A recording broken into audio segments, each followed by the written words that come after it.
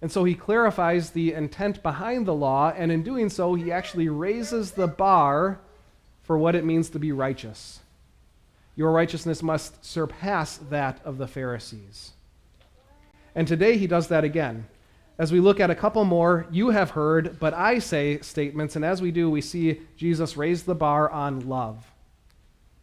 To love your enemies means that we resist the urge for revenge and that we imitate the love of God.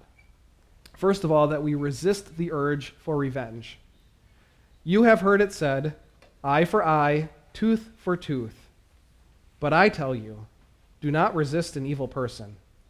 If anyone slaps you on the right cheek, turn to them the other cheek also. And if anyone wants to sue you and take your shirt, hand over your coat as well. If anyone forces you to go 1 mile, go with them 2 miles. Give to the one who asks you, and do not turn away from the one who wants to borrow from you.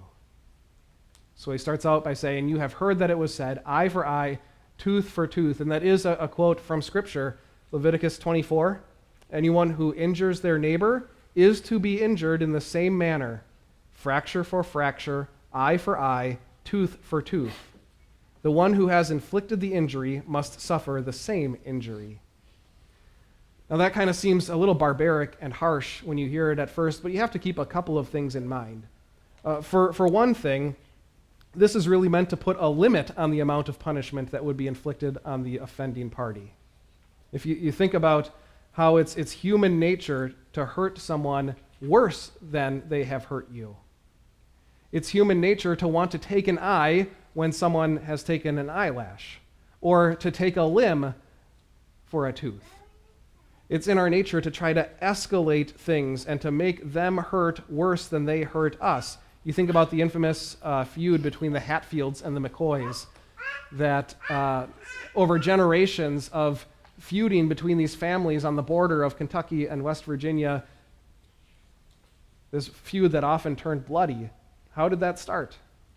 Well, they say it started when one stole a pig from the other, and things just escalated from there. It was a chain of events that kept getting worse and worse as the urge to get revenge took over, and they hurt the other person more and more until the violence escalated.